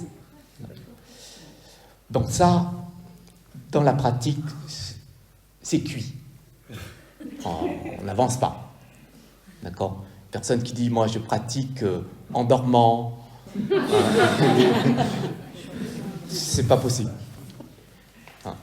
Dans le bouddhisme, enfin, surtout dans la voie de l'éveil, c'est pas possible. D'accord. Et je pense qu'on a toujours plus ou moins, même moi à mon niveau, des fois, voilà, je reste au lit, voilà, je dis bon, aujourd'hui, on va fermer la porte de la pratique. Bon, ça arrive, il faut juste prendre conscience que oui, c'est vrai qu'aujourd'hui, on a décidé de. Hein. Mais bon, c'est qu'une fois, donc ça va. Ça veut dire souvent, ça c'est autre chose. Donc, pouvez-vous prendre conscience de ça, et puis régler hein, quand vous êtes fatigué, quand vous êtes malade. Donc, prenez pas comme prétexte, mais quand vous êtes malade, soyez honnête, vous n'êtes pas bien, bon, vous restez au lit, vous n'allez pas vous lever pour faire vos pratiques, vos prosternations, etc. Donc, c'est logique. Restez dans cette logique. Pourtant, tu nous as dit que parfois, quand on était malade, c'était bien aussi de méditer. Et de... Oui, mais c'est parfois. Oui. Quand on est malade et qu'on ne peut Oui, pas... ça dépend. Ça dépend de la maladie. Ça dépend. Mais il est vrai que si on veut étudier un processus, c'est bien que le processus soit présent pour l'étudier. Si le processus n'est pas présent, on ne peut pas l'étudier. Donc si la colère est là, il faut l'étudier. Donc on va méditer sur elle. Donc ça, c'est logique, je veux dire. Oui, Yvon. La paresse peut être un lien, parce qu'on lâche tout, on décide de tout lâcher. Sur un moment, on a des problèmes, et puis un moment, il n'est que pour moi, je lâche. Alors, on lâche extérieurement ou intérieurement? C'est les deux, parce qu'on a les deux, on a une partie extérieure et intérieure, c'est les deux. Le principal, c'est sûr que c'est l'intérieur, mais pour le moment, d'abord, ce qui nous bloque, c'est l'extérieur. Alors, c'est pas de la paresse, ça. Ce n'est pas de la paresse. C'est simplement... On va laisser. J'arrive pas pour l'instant, parce que si je fais face, je vais exploser. Je vais laisser. D'accord, c'est comme quelqu'un qui est très tendu, je me détends. Voilà. Je me relaxe. Et c'est cette sensation-là. Non. Donc, c'est pas de la paresse. C'est un moyen qu'on utilise temporairement, juste pour voir les choses plus clairement. Voilà. Pas être embrouillé par l'agitation qui pourrait arriver à ce moment-là, et puis ingérable de notre côté. D'accord. Alors, quel est le remède contre ça? C'est vrai que le Bouddha, il avait enseigné le remède. Or, c'est un remède qui est purement bouddhiste. Hein. Donc, en fait, il disait, si vous voulez ne pas être dans cet état-là, ce type de paresse, hein, il faut méditer. Sur quoi? Sur l'impermanence et sur la mort. On dit, sur la mort, qu'est-ce qui se passe? Alors, pourquoi l'impermanence? En fait, quand on traîne la patte, on veut rester toujours dans cette sensation, cet état, et que rien ne change. Rien ne change. Ça veut dire qu'on n'accepte pas ce qui change. On n'accepte pas ce qui est impermanent. C'est pour ça qu'en méditant sur le changement, eh bien, on a cette capacité à ce moment-là pour dire, il faut que je me la bouge. Vous voyez, il faut que je change ma posture. Parce que ce soir, je peux casser ma pipe. Oui. Aussi. Oui. Donc c'est important de pouvoir méditer. Alors quand on médite sur l'impermanence, c'est pas l'impermanence juste là. L'impermanence, en fait, c'est lié aux enseignements du Bouddha. C'est ça qu'il faut voir. Et quand on voit l'impermanence, on voit tout change, intérieur et extérieur, tout change. Et que l'impermanence, c'est un état qu'on ne peut pas contrôler, premièrement, et en même temps, qui nous surprend. C'est-à-dire la mort, par exemple. Ça, comme méditer sur la mort, nous permet aussi d'avoir une autre posture de la vie. Et dans ce sens-là, eh bien, on peut considérer une vision de la vie de manière beaucoup plus large. La naissance, la maladie, la vieillesse, la mort, c'est beaucoup plus large. On voit ça. Et c'est dans ce sens qu'on peut, à ce moment-là, apprendre à reconsidérer notre vie. Ça, c'est le remède. Alors, il faudrait essayer, méditer sur l'impermanence, sur le changement, ici, là-bas. Si vous considérez que toute chose subit l'impermanence, si vous considérez, ça veut dire que vous acceptez ça, Ça veut dire qu'il faut bouger. Il faut changer. Pour avancer, parce que tout change. Comme tout change, donc il y a une évolution, en fin de compte. Une évolution, ça veut dire qu'on ne peut pas rester comme ça. Que la seule chose qui est permanente, c'est la Permanence. Totalement. Mais en fin de compte, quand on définit ce qui est permanent et l'impermanence, il y a une dualité. Mais le phénomène de changement est naturel.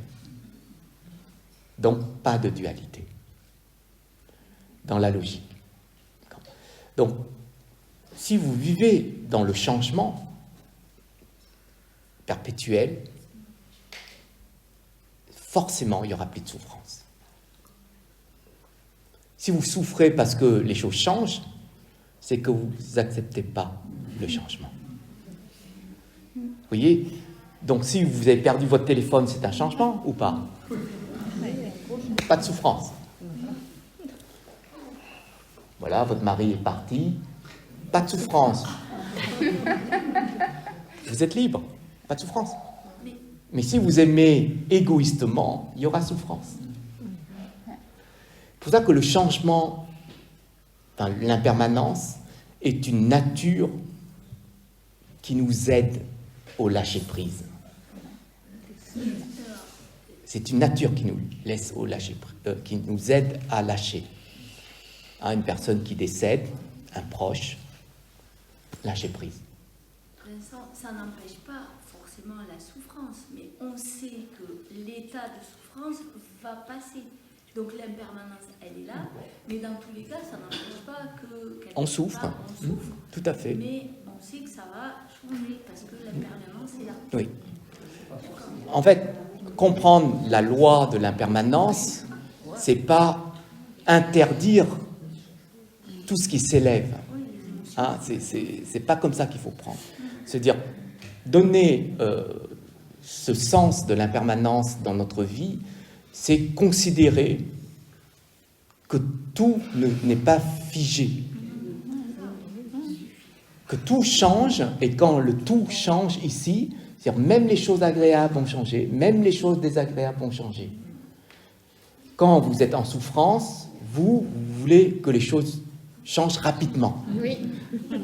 Mais on ne peut pas accélérer la nature de l'impermanence. Ça, il faut le comprendre. On ne peut pas accélérer. Mais quand vous êtes heureux, eh ben, vous voulez freiner le changement. C'est toujours pas content. Et en fin de compte, si vous vivez complètement dans la nature de l'impermanence, la patience, elle est présente. Et la persévérance, elle est présente. Et ce type de persévérance, c'est une nature. Et cette nature ne demande pas d'effort. C'est pour ça qu'une personne qui œuvre pour les êtres, comme les bodhisattvas, sont jamais fatigués. Ils sont toujours là. Hop. Allez, hop, hop, hop. Ceux qui œuvrent avec persévérance, ils ne perdent pas d'énergie. C'est pour ça qu'on ne perd pas d'effort. Ils sont heureux. Et quand on est heureux, ça régénère. Vous voyez, à chaque fois, quand on est heureux. C'est pour ça que la voie du bodhisattva, elle est bien tracée par rapport à ça.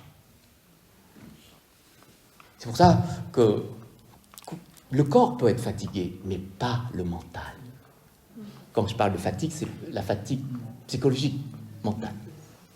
Si on n'a pas marre de cette personne, on n'a pas marre de la situation, on est toujours là, présent, pour les autres. Et ça, c'est la persévérance du bodhisattva. C'est arriver à travailler dessus, à arriver à dire, aujourd'hui, j'ai fait 2 heures, je suis fatigué. Okay. Je fais un peu moins. Okay. Et vous parlez, vous voulez aider une personne, elle refuse, c'est OK. Ça fait 5 fois que vous voulez aider la personne, elle refuse, c'est OK. C'est-à-dire que vous ne lâchez pas. C'est pas pour dire j'en ai marre. Ça fait 5 fois, ça fait 10 fois. Mais il faudrait peut-être vous regarder à ce moment-là. Alors, peut-être ce que je dis, c'est pas le moment. Peut-être ce que je dis, c'est pas adapté. Peut-être je rabâche sans arrêt la même chose. Peut-être que ça vient de moi, mais je me corrige pas. Donc il y a ça. La persévérance, c'est cette possibilité aussi de se regarder et de se corriger, de changer les choses. Oui.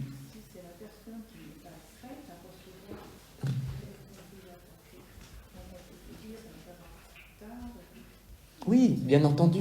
On peut temporiser à ce moment-là en disant c'est pas le moment, je m'excuse. On peut même s'excuser auprès de la personne. Je m'excuse.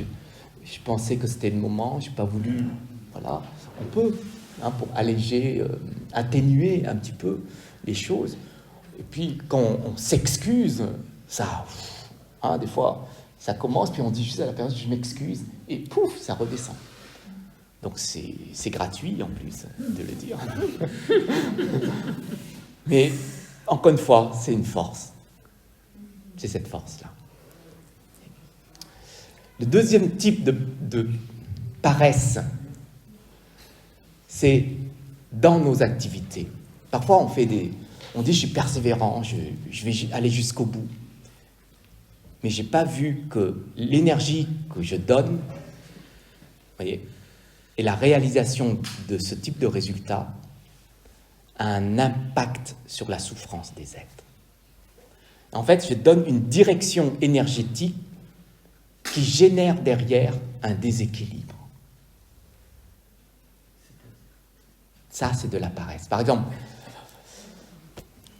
je persévère à créer des armes.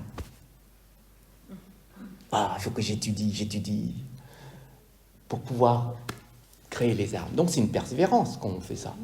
Donc, on donne une direction de notre énergie, de notre intellect, etc., dans un sens où derrière, on va générer des armes. Bon, c'est un cas extrême, mais on peut générer autre chose. C'est un cas extrême. En fait, en faisant ça, on dit je persévère, mais en fait, dans le bouddhisme, c'est de la paresse. C'est très subtil, là. Pourquoi ? Parce que la paresse freine notre avancement vers l'éveil. Ça veut dire tout simplement que la persévérance, c'est pas un concept que nous, on a dans le monde, dans le dictionnaire. C'est un concept qui est basé sur un chemin. Et c'est un chemin d'éveil, un chemin de sagesse. Donc si on met de l'effort et il n'y a pas de sagesse, eh bien on peut considérer que ce n'est pas de la persévérance. Et que c'est de l'autre côté cette paresse-là. Parce que la vraie persévérance, c'est dire, je sais que je fais des études pour fabriquer des armes, eh bien je vais persévérer à sortir de ce cursus-là. Vous voyez, c'est ça, persévérer. Persévérer pour aller sur le chemin qui génère derrière des bénéfices pour l'équilibre des êtres. Et pas pour détruire les êtres. La persévérance, c'est orienter totalement. Je n'ai pas encore donné les 4 types de persévérance qu'on doit appliquer. Dans ces 4-là, vous verrez tout de suite que c'est la direction. Donc ça, c'est le deuxième, paresse. Et le remède pour le Bouddha, c'est de pouvoir méditer sur le cycle des existences. Méditer sur le cycle des existences. C'est-à-dire le cycle qui concerne tout simplement le karma, la génération des processus karmiques, et de comprendre ce processus-là, de pouvoir méditer dessus, c'est-à-dire intégrer, et de pouvoir comprendre que tel type d'action, tel type d'effort génère tel type de karma, qui génère tout simplement ce type de renaissance. C'est-à-dire, si nous voulons nous libérer d'une souffrance, nous devons nous libérer du poids du karma Et pour se libérer du poids du karma, il faut cette persévérance. Donc sinon, on rentre dans le cadre de la paresse. En fait, la paresse, c'est très simple. C'est quand vous êtes dans un désir d'obtenir, d'accord? Vous êtes dans un désir d'obtenir quelque chose, eh bien, vous êtes dans la paresse. Parce que désirer, c'est faciliter notre chemin. Hein, quand on aime quelque chose, on le fait, on facilite notre chemin. Donc, on ne parle pas de persévérance à ce moment-là. C'est pour ça qu'on rentre dans ce cadre de paresse. Et c'est une paresse qui est très subtile. Donc, c'est le cadre de paresse, c'est le type de paresse qu'il faut aussi essayer d'éviter.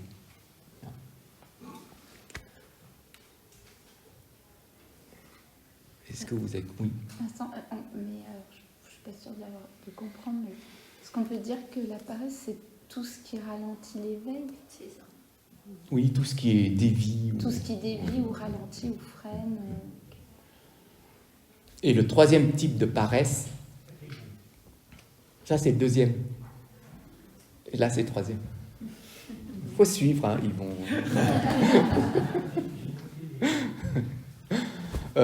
Troisième type, c'est...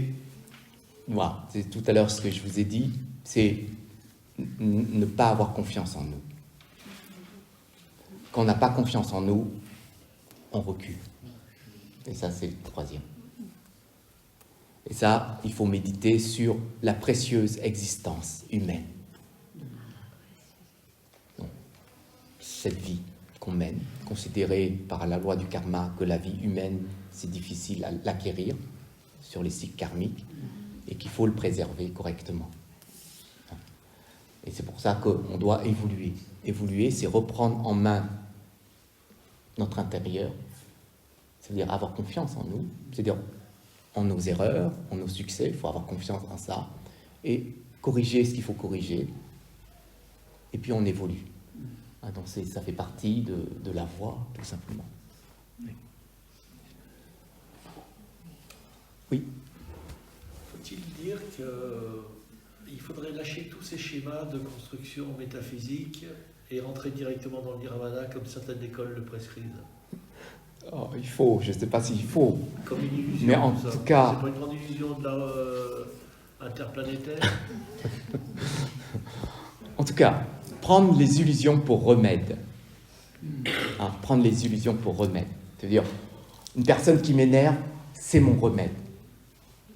Et prendre ça. C'est-à-dire, notre perception par rapport à ça va changer. C'est-à-dire, les difficultés qu'on rencontre, eh ben, on va prendre pour remède. Une maladie pour remède. Une souffrance pour remède. Vous voyez? Donc, si on arrivait à prendre ça, c'est-à-dire que les illusions deviennent des outils et non pas une fuite. Et donc, si nous sommes faibles, nous ne sommes pas forts, forcément. La faiblesse, c'est le contraire du courage. Le courage nous aide à reprendre les choses, à avancer. Donc, si nous sommes faibles, nous manquons tout simplement de confiance. Et donc, on va déporter cette confiance sur les autres. C'est le processus, hein, c'est ce qui se passe souvent. Donc, si nous prenons notre faiblesse comme un moyen, on garde la confiance. Donc, l'état de nirvana, atteindre quoi que ce soit, l'objectif, etc., c'est pas important. Ce qui est important, c'est de pouvoir transformer ça et ne plus avoir ces couches qui cachent notre nature. Le Bouddha, quand il a repris cette nature de nirvana, c'est-à-dire atteindre dans le sens objectif, là, juste, voilà, c'est comme ça, il a pas dit « je vais vers le nirvana ». Il a dit toute sa vie « je travaille pour enlever ». C'est tout. Quand vous enlevez les racines de souffrance, qu'est-ce que vous allez obtenir? pas de fruits, d'accord. Qu'est-ce que vous allez obtenir si vous enlevez toutes les racines de souffrance? Le nirvana, la sagesse, le bonheur, tout ce que vous voulez. En fin de compte, il n'y a pas d'objectif. Quand vous enlevez les racines de souffrance, c'est l'instant présent. Il n'y a pas d'objectif. Mais si vous dites « je veux le bonheur », il y a un objectif. Mais en enlevant juste la souffrance, vous avez le bonheur. Il n'y a pas d'objectif. Et pourtant, vous l'avez, le bonheur. Sans avoir d'objectif. C'est bizarre. Hein? Il y a quand même un petit objectif, c'est quand même de se changer. Non, c'est dans l'instant. On ne peut pas avoir d'objectif dans l'instant présent. C'est une action qu'on réalise. Mais c'est une attention à chaque seconde. C'est chaque instant. Chaque instant. C'est comme ça qu'on lâche, comme la semaine dernière, je ne sais plus, qu'est-ce que j'ai dit, quand on vous insulte, je vous traite de... Voilà. Quand je vous insulte, hein, je vous ai dit, je, c'est le présent, traite, c'est le présent, le jeu, il est passé, donc traite. On ne comprend rien. S'il n'y a pas le jeu, ben, on ne comprend pas. Ben, de, et voilà, le nom quoi, pour vous. Ben, en fin de compte, quand vous arrivez au dernier mot, ben, il n'y a pas de sens. Alors pourquoi vous énervez? C'est parce que vous ficelez, vous tricotez les mots du passé avec ceux qui tombent au présent et vous faites toute une histoire. Et là, vous allez vous énerver. C'est super. Et c'est ça qu'il faut comprendre. C'est que quand on vit l'instant présent, il faut vivre correctement. Il faut vivre. Chaque instant n'est pas ficelé. Quelques mots du passé, quelques éléments du passé pour dire là, je vis l'instant présent. Et c'est important de comprendre ça, parce que la patience se fait dans l'instant présent. Et dans l'instant présent, il n'y a aucun sens. Quand vous dites en fait que par exemple un casse-pied, ça peut être un remède, ça veut dire qu'un ennemi peut être un enseignant. Tout à fait. Pour nous. Allez, énerve-moi. Regarde comment je te calme. Ah, ça, c'est notre pratique qui va nous mener à cette posture. En fait, il faut changer juste notre paire de lunettes pour voir les choses d'une autre façon. Et de se rappeler, de se le dire. Mets cette paire. Quand tu sors dehors, mets cette paire. Je sais que tu vas t'énerver, mets cette paire.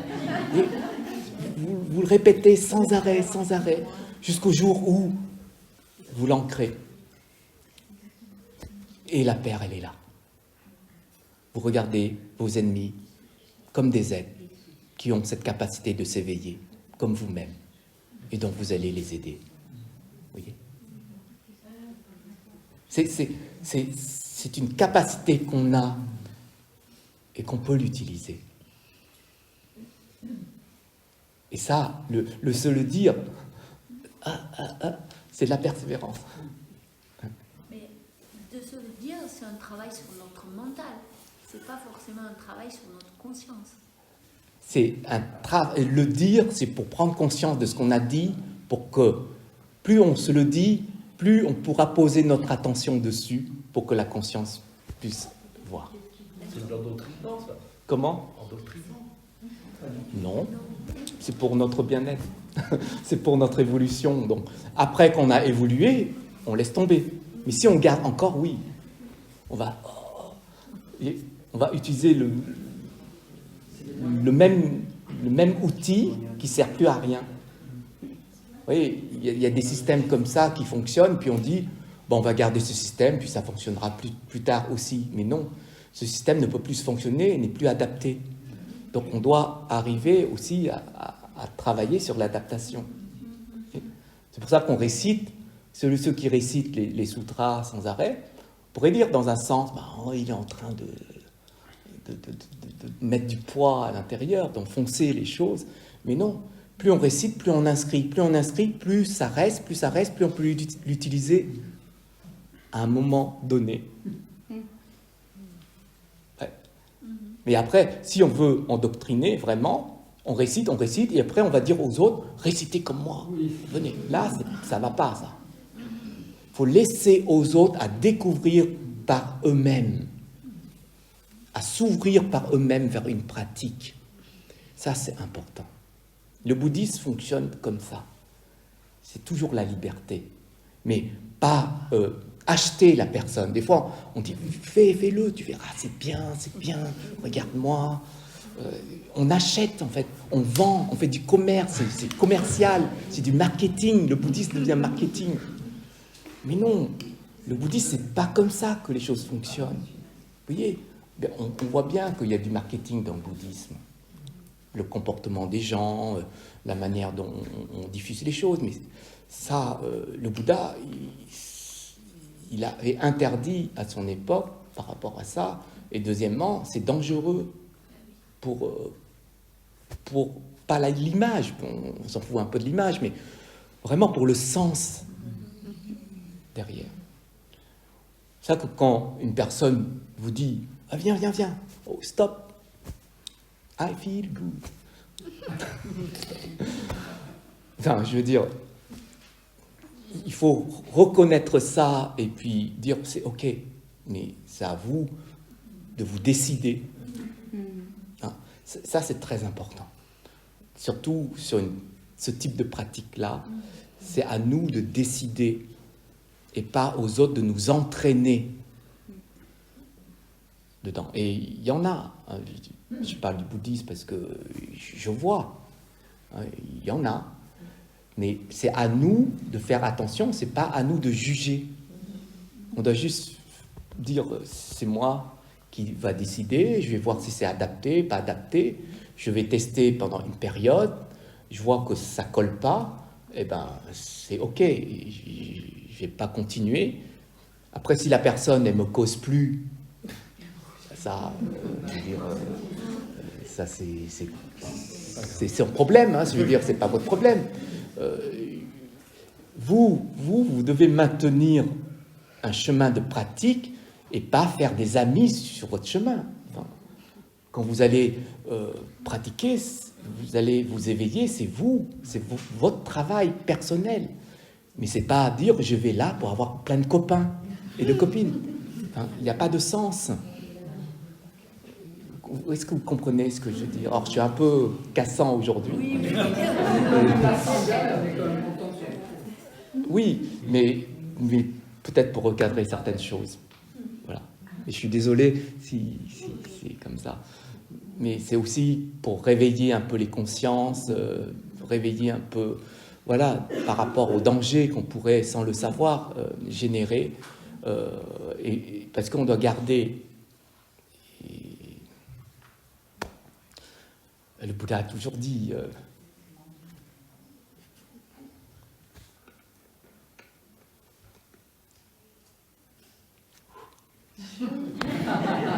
un chemin authentique. Garder quelque chose d'authentique. Et ça, c'est important de le garder. Ici.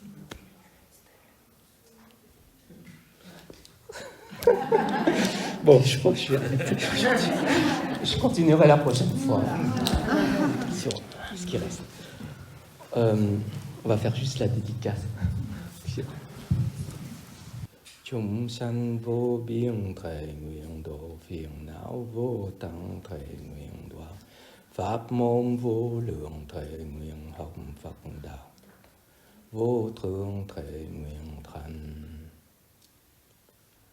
Nguyện đem công đức này hướng về khắp tất cả đệ tử và chúng sanh đều chọn thành Phật đạo. Merci à vous. Merci.